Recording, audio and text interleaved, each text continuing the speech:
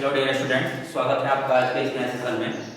अपने last lecture में मैं आपको डायमेंशनल एनालिसिस के बारे में सब कुछ बता दिया था, जिसमें मैं आपको बताया था कि डायमेंशन कैसे कैलकुलेट करते हैं, डायमेंशन कैलकुलेट जो हम करते हैं उसका एप्लीकेशन क्या क्या है, और उसमें मैं बहुत सारा न्यूमेरिकल्स भी आपको करा दिया था। आई होप आपको सब अच्छे से समझ में आ गया होगा। ठीक है बच्चों, अब आपका काम क्या है ना कि उस पर आप बहुत सारा न्यूमेरिकल्स प्रैक्टिस कीजिए। जितना ही ज़्यादा न्यूमेरिकल आप प्रैक्टिस कीजिएगा उतना ही ज़्यादा आपका कॉन्फिडेंस बढ़ेगा। ठीक है, and everything is game of confidence. अगर एक बार आपको कॉन्फिडेंस आ गया तो फिर कोई टेंशन नहीं, फिर आपको फिजिक्स बहुत ही आसान लगने लगेगा। ठीक है ना। आज हम अपने आज के टॉपिक पे चलते हैं, और आज का हमारा टॉपिक है errors. So write down topic, heading first, errors.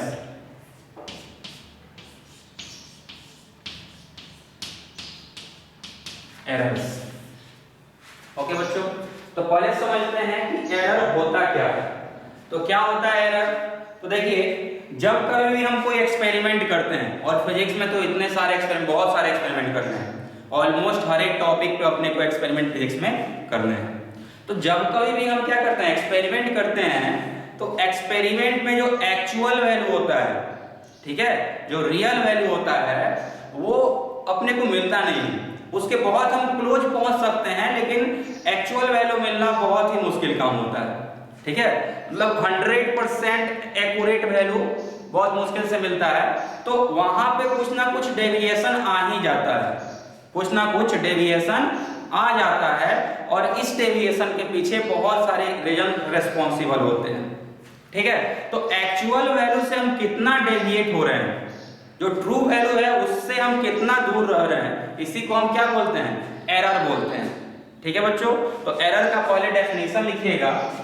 Error का definition, difference of true value and measured value. Difference of true value and measured value is called error। ठीक है, यानी एरर की बात करेंगे तो एरर किसके इक्वल हो जाएगा, एरर हो जाएगा true value minus measured value. ठीक है, एरर इक्वल हो गया true value minus measured value. अब देखिए ये डिफरेंस ऐसा क्यों आता है, या फिर कैसे होता है। जैसे मान लो कि मैं इस क्लास से 5 बच्चों को बोला कि राम तुम भी यहां से यहां तक का डिस्टेंस मेजर करके दिखाओ। ए से बी का डिस्टेंस मेजर करने के लिए मैं 5 लड़कों को काम दिया। एक राम को दिया, दूसरा श्याम को दिया, तीसरा गोलू को दिया, भोलू को दिया और सोनू को दिया। ठीक है बच्चों, राम, श्याम, गोलू और सोनू जब जाके इसका डिस्टेंस मेजर करके मेरे पास लाए, तो राम का रीडिंग कुछ ऐसा था। राम का रीडिंग मान लीजिए था 24 सेंटीमीटर। ठीक है, श्याम का जो रीडिंग था वो था 25 सेंटीमीटर। गोलू का रीडिंग था 23 सेंटीमीटर। भोलू का रीडिंग था, भोलू का जो रीडिंग था मान लीजिए वो रहा है 24.5 सेंटीमीटर, और जो सोनू का रीडिंग था, सोनू का रीडिंग वो मान लिया जा रहा है 24.9 सेंटीमीटर। ओके बच्चों, तो हम चारों पांचों के रीडिंग को हम कंपेयर कर रहे हैं, तो हम देख रहे हैं कि इनका रीडिंग बहुत क्लोज है, सभी का रीडिंग आसपास ही है। समथिंग बिटवीन 23 एंड 25 सभी का रीडिंग क्या कर रहा है, लाई कर रहा है। तो हम बोल सकते हैं यहां से यहां का जो डिस्टेंस होगा इसका एक्यूरेट वैल्यू हम बोल सकते हैं क्या, एक्यूरेट वैल्यू यहां पे नहीं फाइंड कर सकते। हम ये बोल सकते हैं कि कुछ ना कुछ एक फिक्स वैल्यू होगा जिसमें इन पांचों स्टूडेंट ने थोड़ी थोड़ी गलती की है। ठीक है ना, जो पांचों स्टूडेंट हैं ये सभी के सभी कुछ ना कुछ थोड़ा थोड़ा गलती किए हैं, और जो गलती वो किए हैं ना उसी को हम क्या बोलते हैं, एरर बोलते हैं। ठीक है ना बच्चों, तो एरर क्या हो गया, जो ट्रू वैल्यू है उससे कितना डेविएट हो रहा है अपना reading, true value minus measured value, इसी को हम क्या बोलते हैं, इसी को हम एरर बोलते हैं। अब मान लीजिए कि true value of this distance जो था वो था 25 सेंटीमीटर, एक जनरल हम मान लेते हैं कि यहाँ से A से B के बीच का जो ट्रू वैल्यू था दैट वाज 25 सेंटीमीटर, तो हम बोल सकते हैं राम ने 1 सेंटीमीटर की गलती की है, -1 सेंटीमीटर की गलती की है। 25 - 24 इक्वल्स टू एक मिनट, राम ने कितना, राम ने +1 सेंटीमीटर की गलती की है, ट्रू वैल्यू 25, मेजर वैल्यू 24, तो उसने 1 सेंटीमीटर की गलती की है। हम बोल रहे हैं श्याम का रीडिंग एकदम परफेक्ट है, ठीक है, 25 पे 25 ले रहा है। गोलू ने भी 2 सेंटीमीटर की गलती की है, भोलू ने भी 0.5 सेंटीमीटर की गलती की है, सोनू ने भी 24.9 रीडिंग किया है, यानी 0.1 सेंटीमीटर की इसने भी गलती की है। तो हम बोल सकते हैं ये सबसे ज्यादा क्लोज है, ये ऑलमोस्ट क्या है, क्लोज है। लेकिन बाकी सभी ने कुछ ना कुछ एरर किया है, कुछ ना कुछ गलती किया है, तो इसी को हम क्या बोलते हैं, एरर बोलते हैं, ठीक है। आई होप आपको एरर का मतलब समझ में आ गया होगा। अब इसके आगे हम चलेंगे और इसके बाद हम पढ़ेंगे कि एरर क्यों आते हैं और एरर के पीछे का रीजन क्या है, ठीक है। तो अगला टॉपिक बच्चे लिखेंगे हम लोग टाइप्स ऑफ एरर, कितने तरह के एरर होते हैं। So write down next topic, that is types of error. Types of error.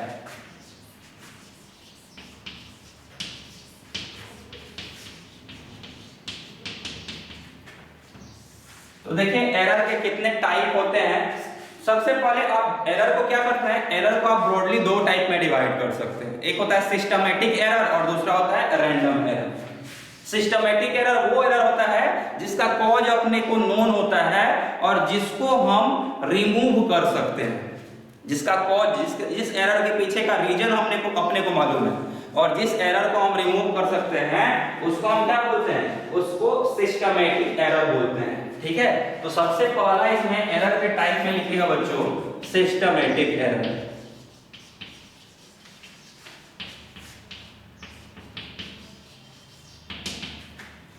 ठीक है, तो इसमें लिखेंगे क्या, सबसे पहला point, cause of this error is known.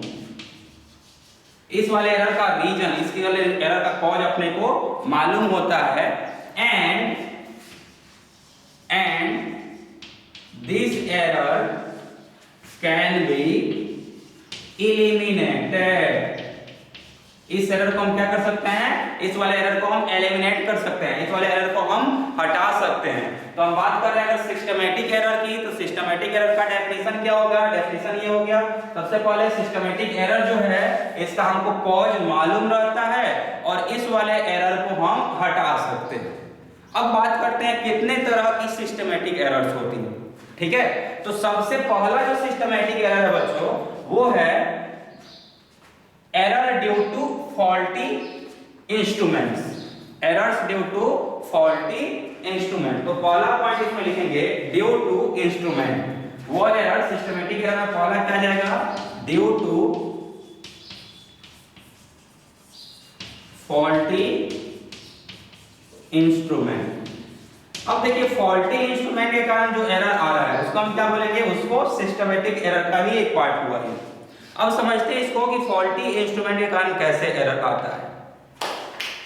जैसे मान लीजिए कि आप रीडिंग ले रहे हैं और उस रीडिंग में आप जो इंस्ट्रूमेंट यूज कर रहे हैं, एक्सपेरिमेंट का जो रीड कर रहे हैं, उसके लिए आपने जो इंस्ट्रूमेंट यूज किया है वो उस इंस्ट्रूमेंट में ही कुछ खराबी है, वो इंस्ट्रूमेंट ही गलत है, तो वहां पे आपकी जो रीडिंग आएगी वो क्या आएगी, वो फॉल्टी रीडिंग आएगी।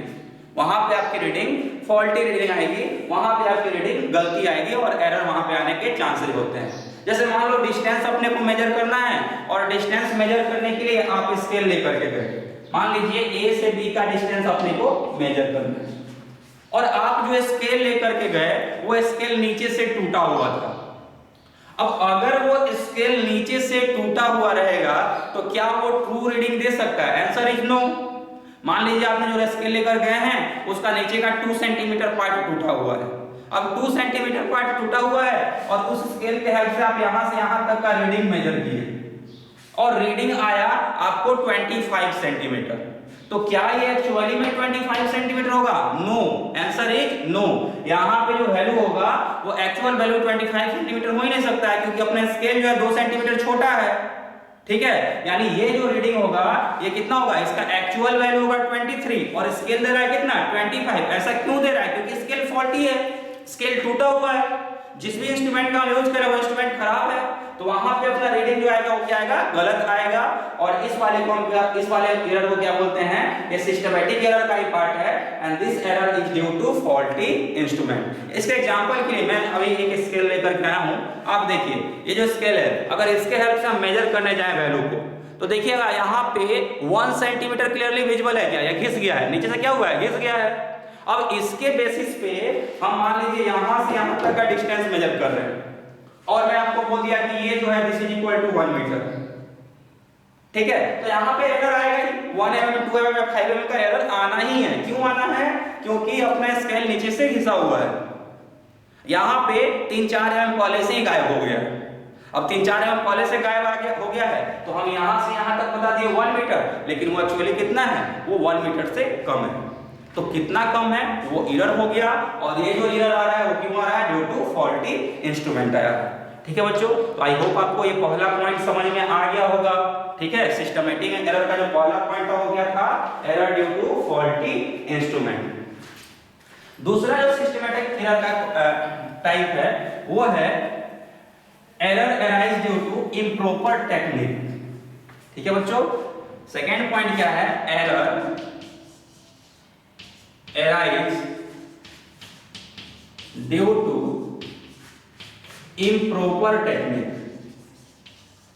improper technique, अब improper technique क्या होता है, improper technique देखिए कैसे मेंशन करते हैं, कैसे उसको फाइंड करते हैं। इसको विद द हेल्प ऑफ एक एग्जांपल हम समझते हैं।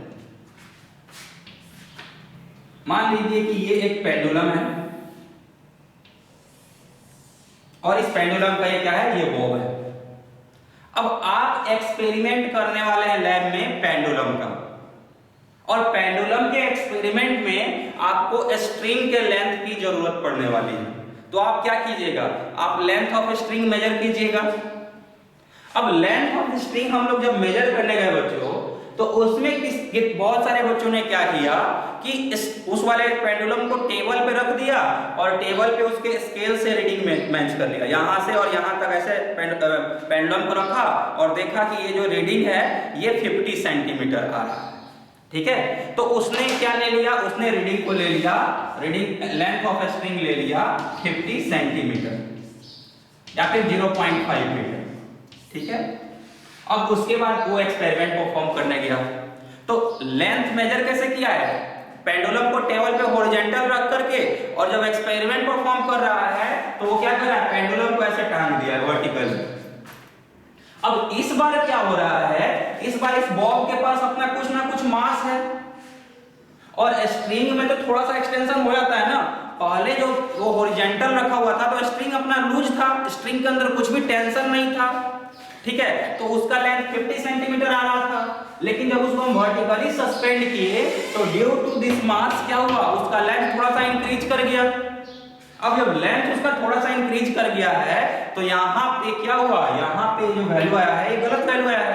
हो सकता है 50.02 सेंटीमीटर लेंथ होगा after suspending it vertically suspend करने के बाद लेंथ मान लीजिए 0.2 सेंटीमीटर से क्या हुआ है, इंक्रीज हो गया है।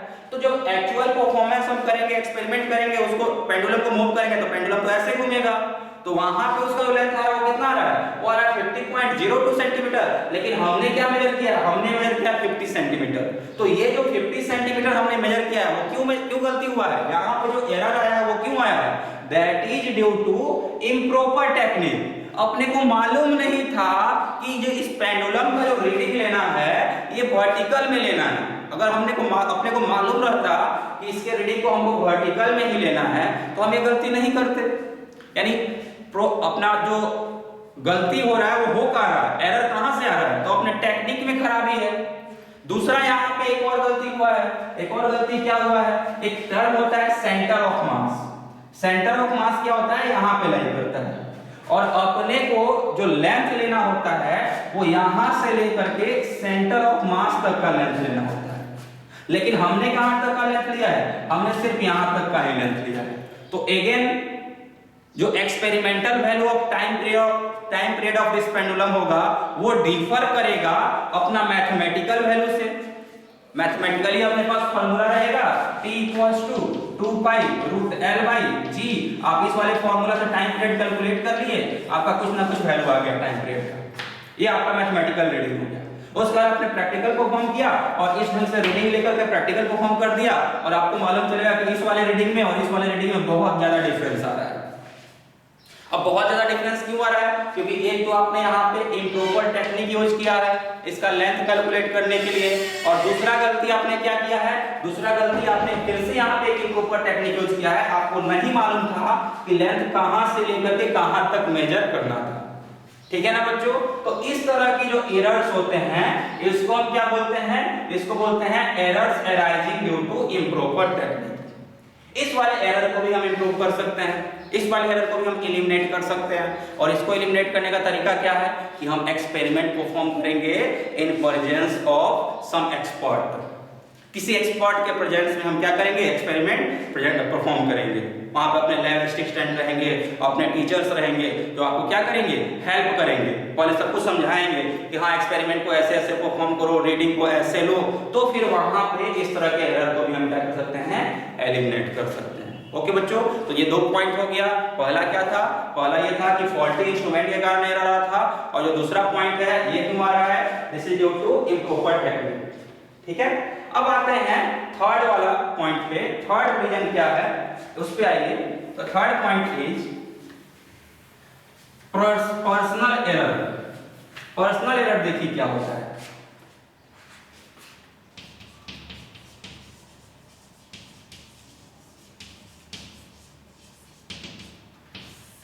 अब पर्सनल एरर क्या होता है? जैसे मान लो कि रीडिंग ले रहे हैं, हम रीडिंग ले रहे हैं और रीडिंग लेने के टाइम में जो रीडिंग लेने का तरीका है वो अपना गलत आ गया। जैसे मान लो कि यहां से यहां तक का रीडिंग लेना था और हम जो इस रीडिंग ले रहे हैं इस वाले पॉइंट का यहां से यहां तक का रीडिंग लेना था, और हम जो रीडिंग ले रहे हैं यहां से ले रहे हैं, ऐसे ले रहे हैं। तो ऐसे लेंगे रीडिंग तो रीडिंग का वैल्यू कुछ कम आ सकता है। एक दूसरा लड़का है वो इधर से खड़ा होकर के रीडिंग ले रहा है, जब इधर से खड़ा होकर के रीडिंग लेगा तो उसको ज्यादा दिखेगा। मतलब अगर इधर से कोई व्यू कर रहा है, इधर से कोई व्यू कर रहा है, इधर से कोई रीडिंग लेने की कोशिश कर रहा है, तो उसको हो सकता है इस पॉइंट का रीडिंग देखे 69, जबकि इधर से कोई व्यू कर रहा है तो उसको हो सकता है इस पॉइंट का रीडिंग दिखेगा 61, जबकि एकदम सामने से फ्रंट से कोई व्यू करेगा तो उसको रीडिंग दिखेगा 60। तो यहाँ पे 3 लोगों का जो अलग अलग रीडिंग आ रहा है वो क्यों आ रहा है? क्योंकि वो अलग अलग इंक्लिनेशन पे खुद को रखे हुए हैं। तो दिस इज ऑल्सो क्या, ये जो रीडिंग आ रहा है ये उनका पर्सनल रीडिंग है, वो गलती कर रहे हैं। उनका देखने का जो तरीका है, रीड करने का जो तरीका है वही गलत है, और रीड करने का तरीका के कारण जो गलती आ रही है इसको हम बोलते हैं पर्सनल एरर। ओके बच्चों, तो 3 तरीका क्या क्या हो गया? सबसे पहला था वो हो गया अपना ड्यू टू फॉल्टी इंस्ट्रूमेंट, दूसरा क्या हो गया? ड्यू टू इम्प्रॉपर टेक्निक, और तीसरा क्या हो गया? तीसरा ड्यू टू पर्सनल एरर। ठीक है, अगला पॉइंट पे आते हैं। Next point is errors due to external cause. External cause के कारण भी बहुत सारे एरर्स होते हैं, तो चलिए उसको समझते हैं। एक्सटर्नल कॉज के कारण क्या क्या एरर्स होते हैं। Next is error due to external cause. External cause तो ये समझते हैं एक्सटर्नल कॉज क्या हो सकता है। एक्सटर्नल कॉज टेम्परेचर हो सकता है, एक्सटर्नल कॉज प्रेशर हो सकता है। एग्जांपल टेम्परेचर या फिर प्रेशर। तो इन सभी कॉज के कारण जो एरर आते हैं उसको हम क्या बोलते हैं? Errors due to external cause. जैसे अपने को मालूम है कि क्या होता है, ड्यू टू हीट मेटल के अंदर एक्सपेंशन होता है ना। अगर किसी चीज को बहुत ज्यादा हीट करते हैं तो उसका लेंथ बढ़ जाता है, और उसको जब कूल करते हैं तो उसका लेंथ क्या होता है? कम हो जाता है। आपने बचपन में ही पढ़ा होगा, 7th क्लास में पढ़े होंगे, 8, 9, 10 में भी आपको मिला ही होगा कि रेलवे का जो पटरी होता है उसके बीच में हम गैप रखते हैं। गैप क्यों रखते हैं? क्योंकि गर्मियों में एक्सपेंड हो जाता है। अब एक्सपेंड होगा तो एक्सपेंशन के लिए उसको रिलैक्स होने के लिए जगह वहां पर मिलना चाहिए, इसलिए हम गैप रखते हैं। और मान लीजिए गैप नहीं दीजिए, आप गैप नहीं दिए हैं और एक्सपेंशन हो गया, तो क्या होगा, पटरी बेंड हो जाएगी। तो इसके लिए वहां पे क्या करते थे, वहां पे हम गैप रखते थे। यानी ये जो टेम्परेचर क्या है, टेम्परेचर तो एक एक्सटर्नल कॉज है, हम एक्सपेरिमेंट परफॉर्म कर रहे हैं। एक बंदा है वो जो एक्सपेरिमेंट परफॉर्म कर रहा है, वो मस्त बहुत अच्छे स्कूल में एक्सपेरिमेंट परफॉर्म कर रहा है, एसी वगैरह लगा हुआ है उसके स्कूल में और टेम्परेचर है 18 डिग्री सेल्सियस। उसके लैब का टेम्परेचर मान लीजिए कितना है, 18 डिग्री सेल्सियस। बहुत रिलैक्स वे में वो अपना एक्सपेरिमेंट परफॉर्म कर रहा है। दूसरा जो बच्चा है वो किसी राजस्थान के किसी गांव में बेचारा वो एक्सपेरिमेंट परफॉर्म कर रहा है और वहां पे बहुत ज्यादा गर्मी है और उसका स्कूल जो है सो उतना ज्यादा इंफ्रास्ट्रक्चर से इक्विप्ड नहीं है। गवर्नमेंट स्कूल में वो अपना मान लीजिए परफॉर्म कर रहा है एक्सपेरिमेंट, तो वहां पे ड्यू टू बहुत ज्यादा टेम्परेचर 50 डिग्री के आसपास टेम्परेचर है, तो वहां पे जो स्केल यूज होगा, दोनों ने क्या किया होगा, दोनों ने स्केल यूज किया होगा रीडिंग लेने के लिए, दोनों ने क्या किया होगा, स्केल यूज किया होगा। और अपने को मालूम है अगर ये स्केल मेटल का बना हुआ है तो इसके अंदर क्या होगा, इसका लेंथ चेंज हो सकता है। टेम्परेचर डिफरेंस के कारण स्केल का भी तो लेंथ चेंज हो सकता है। बहुत ज्यादा टेम्परेचर बढ़ जाएगा तो इस वाले स्केल का लेंथ क्या हो जाएगा, बढ़ जाएगा। अब 1 मीटर का लेंथ है, टेम्परेचर बहुत ज्यादा बढ़ गया तो एक्चुअली उसका जो लेंथ हो गया मान लीजिए 1 मीटर प्लस 0.1 mm, ये उसका एक्चुअल लेंथ ऑफ स्केल हो गया है। मतलब ये ड्यू टू टेम्परेचर वेरिएशन ये लेंथ का स्केल का हो गया है, लेकिन उसका एक्चुअल लेंथ कितना था, 1 मीटर ही था। तो यहाँ पे जो रीडिंग आया है वो ड्यू टू क्यों आया है, यहाँ पे जो गलती क्यों आ रही है, एक्सटर्नल कॉज के कारण आ रही है। इसमें ना ही तो वह स्टूडेंट रेस्पॉन्सिबल था जो एक्सपेरिमेंट परफॉर्म कर रहा था और ना ही उसने कुछ फॉल्टी टेक्निक यूज किया, लेकिन फिर भी उसका जो वैल्यू आया वो क्या गया, गलत आ गया है। क्यों गलत आया है, एक्सटर्नल कॉज के कारण गलत आया है। ठीक है बच्चों, तो ये हो गया चौथा टाइप था, ये कौन सा, एरर का। उसके बाद नेक्स्ट आगे चलते हैं, next is list count error. अब समझिए लिस्ट काउंट एरर क्या होता है।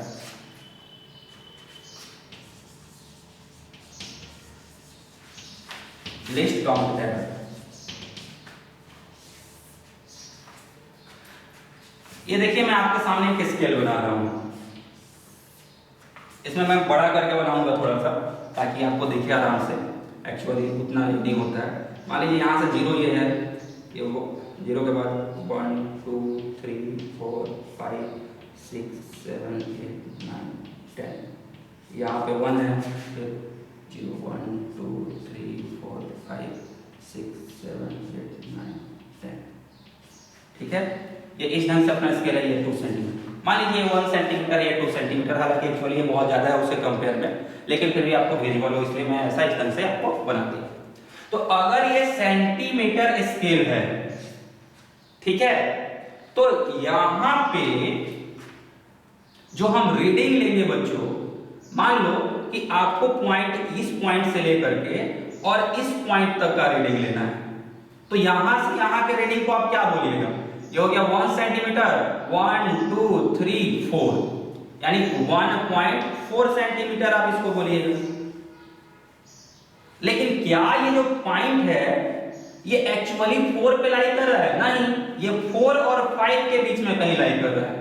तो इस पॉइंट के रीडिंग को भी आप, मैं 3 अलग कलर से बना रहा हूं, ध्यान से देखिएगा। इस पॉइंट के रीडिंग को भी हम क्या बोलेंगे, 1.4 सेंटीमीटर। इस पॉइंट के रीडिंग को भी हम क्या बोलेंगे, 1.4 सेंटीमीटर। इस पॉइंट के रीडिंग को भी हम क्या बोलेंगे, 1.4 सेंटीमीटर। और फिर इसको हम बोलेंगे 1.5 सेंटीमीटर। यानी अपना जो स्केल है उसके अंदर कैपेबिलिटी नहीं है कि इन दोनों के बीच में क्या करे, वो डिफरेंस क्रिएट कर पाए। ये जो दोनों का दोनों बीच वाला जो पॉइंट है, ये दोनों कहां लाई कर रहा है, 4 और 5 के बीच में लाई कर रहा है, 1.4 एंड 1.5 के बीच में लाई कर रहा है। तो यहां पे तो एरर आ रहा है। ये जो एरर आ रहा है क्यों आ रहा है, ड्यू टू क्योंकि अपना स्केल जो है वो ही क्या है, वो इनसफिशिएंट है, उसके अंदर सफिशिएंट कैपेबिलिटी नहीं है इसको करेक्टली मेजर कर लेने की। तो या तो हम एक और अच्छा स्केल लेकर के आए जिसका लिस्ट काउंट और कम हो, जैसे इसमें 1 mm था, हम ऐसा स्केल लेकर के आएंगे जिसका लिस्ट काउंट उससे भी कम होगा, तो अपना क्या आएगा, अपना रीडिंग प्रॉपर आएगा। लेकिन यहाँ पे ड्यू टू दिस स्केल अपना रीडिंग क्या रहा था, गलत आ रहा था, तो इसको हम क्या बोलते हैं, इसको बोलते हैं हम लिस्ट काउंट एरर। ठीक है, जैसे मान लीजिए कि आप एंगल मेजर करते हैं, जब एंगल मेजर करते हैं तो प्रोटेक्टर का यूज करते हैं, ऐसा होता है ना प्रोटेक्टर, ये होता है 90 डिग्री, ये होता है 1 डिग्री, ये होता है 2 डिग्री, ये होता है, ऐसा होता है, मतलब ये तो बहुत ज्यादा मैं बना रहा हूँ, मतलब ऐसे मान लीजिए आगे। तो आपको मान लीजिए, ये मान लीजिए 2 डिग्री वाला लाइन है, ये 1 डिग्री वाला लाइन है, और आपको इस वाले पॉइंट का एंगल मेजर करना है। तो आप देखिएगा कि इस वाले, ये जो है 2 डिग्री का लाइन जा रहा है और ये 1 डिग्री का लाइन जा रहा है। तो ये जो पॉइंट है ये एक्चुअली कहां लाई कर रहा है? ये लाई कर रहा है बिटवीन 1 डिग्री एंड 2 डिग्री। तो यहां पे जो एरर आएगा, this is also due to अपना जो स्केल है, अपन जो इंस्ट्रूमेंट यूज कर रहे हैं वो इंस्ट्रूमेंट परफेक्ट नहीं है, इसके कारण अपना यहाँ रीडिंग आ रहा है। लेकिन इस रीडिंग में एक क्या है, एक अच्छी बात ये है कि ये जो रीडिंग है इसका एरर का रेंज अपने को मालूम है।